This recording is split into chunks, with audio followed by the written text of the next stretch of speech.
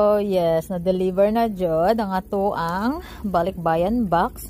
Lahi naman din siya no. Lugo.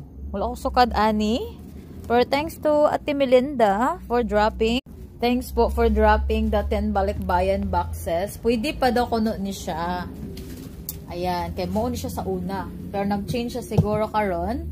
And of course, OCD ko gusto ko kato akong sudlan. Para magamit pa po niya akong balikbayan box kaning umak for storage or what. So yes you guys, si Yaya grabe. Tugno ka sa nga tanan. Gapangurog ko. Gikan ko nag-shopping sa atong ibutang sa sikan balikbayan box.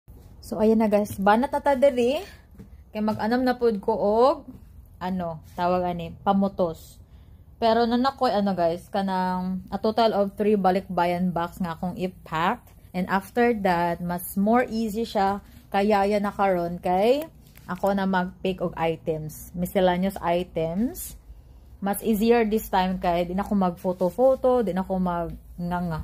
Pero needed po na ako siya i-clip what's inside the box, which is makita ninyo dito sa Facebook page. Pay it forward page.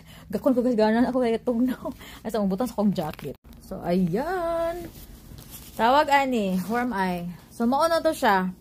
Ako na tong need magud ako pa daw yun tong PIF movement album nga naa pa dito na nga bilin. Tapos add na ko the rest ang unsa na dire, so gapik-pik lang ko sa nga tanan. And yay. Tapos yaya ka lang, I need to move all of these. Kay kani siya nanay tag-iya ani. And dito to siya i-move sa blue. And kana siya guys, ato na siya ibutang sa mga malita. And hopefully makauli ta pohon-pohon. So abang-abang na lang, Madam Sir. So yes, I am in the karon na nata sa karon na nata sa third box. Yay! Oh sige. Ako sa ito itipan di ay. Yaya ka lang. At least karon kay di na ka siya ingangad. Kanang dagom. Kagani grabe ka dagom, lan-ulan. Inani ang weather guys oh. Inani siya, makulimlim. Diba? Okay, back to work na ko. Yaya ka lang.